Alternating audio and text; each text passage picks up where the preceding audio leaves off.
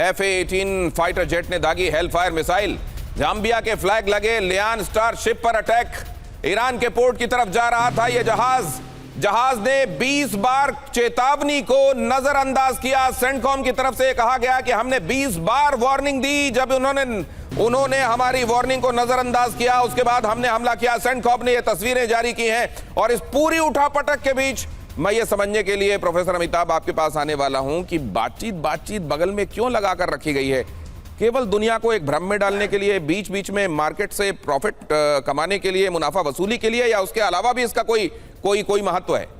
देखिए, पहला है वो मैडमैन थियरी ट्रंप का प्रूफ करने के लिए कि वो मैडमैन है। वो कहते हैं कि we are very close, we are almost there 99%, पर फिर भी उससे दूर है। दूसरा है, ईरान में एक एकता नहीं आ रही है कि किस चीज पे डील किया जाए। क्या होर्मुज छोड़ दिया जाए? क्या अटैक का जो हमेशा एक डर बना रहेगा इजराइल का, वो कभी खत्म होगा?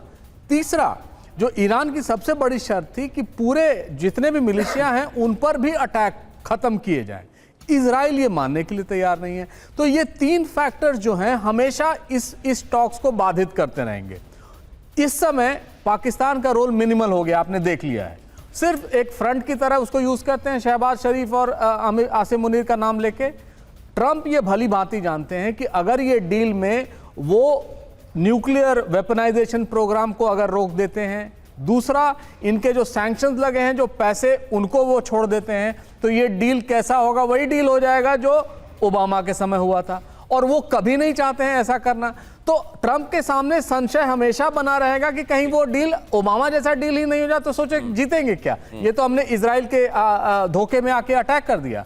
लेकिन इस समय जो स्थिति बन रही है, मुझे नहीं लग रहा है ये दोनों भी अगले 2 महीने तक किसी भी तरह से इस शांति समझौते पर आ जाएं। तो मतलब प्रोफेसर अमिताभ, ये हम और आप जो लगातार चर्चा कर रहे थे कि अमेरिका ऑफ रैंप चाहता है, अमेरिका ऑफ रैंप चाहता है, मतलब अमेरिका भी ऑफ रैंप चाहता नहीं है।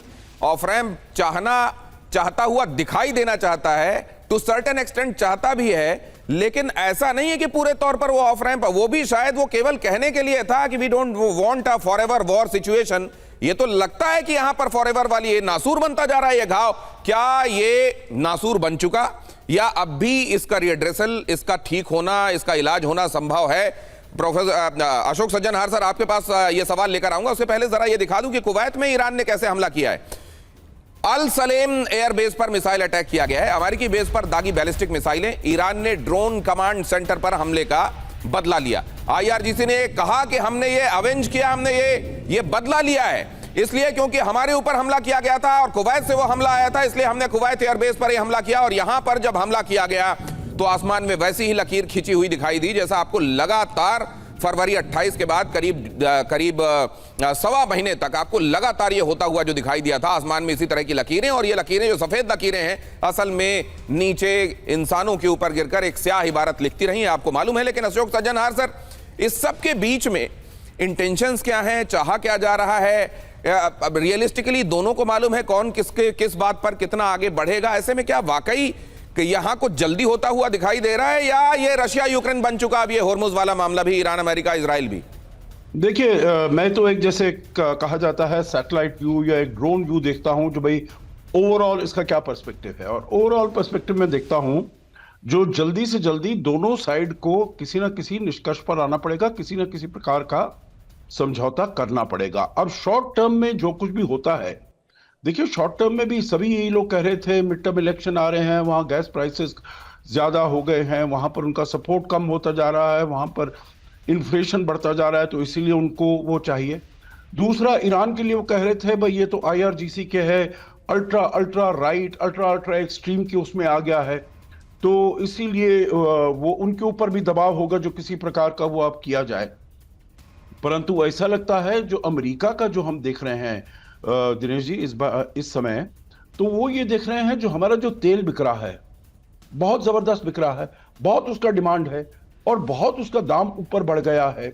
तो जब तक ये चलता जाएगा, जहां तक कि हमारी जो डिफेंस इक्विपमेंट है वो बड़ी जा रही है, हमारा जो मिलिट्री इंडस्ट्रियल कॉम्प्लेक्स है वो बड़ा प्रॉस्पर कर रहा है, तो कुछ दिन के लिए इसको और खींचा जाए। हालांकि राष्ट्रपति ट्रंप की जो पूरी स्ट्रेटेजिक स्टैंडिंग है, पॉलिटिकल स्टैंडिंग है पूरे विश्व में, वो नीचे होकर आ रही है, बड़ी तेजी से नीचे होकर आ रही है। तो वो शायद ये समझ रहे हैं जो इसको मैं जल्दी से वो कर लूंगा, फिर से रिवाइव कर लूंगा, क्योंकि और कोई दुनिया के पास और कोई अल्टरनेटिव नहीं है अमेरिका के साथ काम करने का, अमेरिका के साथ कोऑपरेट करने का। राइट। तो शायद यही उन्होंने शॉर्ट टर्मिज्म में देखा है, परंतु long term, medium term, long term में देखता हूं यकीनन दोनों को नेगोशिएटिंग टेबल पर आकर किसी ना किसी प्रकार का समझौता जरूर करना पड़ेगा। ये महत्वपूर्ण बात अशोक सज्जनहार साहब कह रहे हैं। ये बातें तो सामने आ रही हैं कि असल में डोनाल्ड ट्रंप ने जिन जगहों पर पैसा लगाया हुआ है वो जगहें तो बड़ा शूट कर रही हैं, ऊपर की तरफ जा रही हैं, लेकिन खुद डोनाल्ड ट्रंप की इमेज और उनकी रेटिंग लगातार नीचे की तरफ आ रही है, प्लूमेट कर रही है, और ऐसे में उनको चिंता है कि अपनी इमेज की।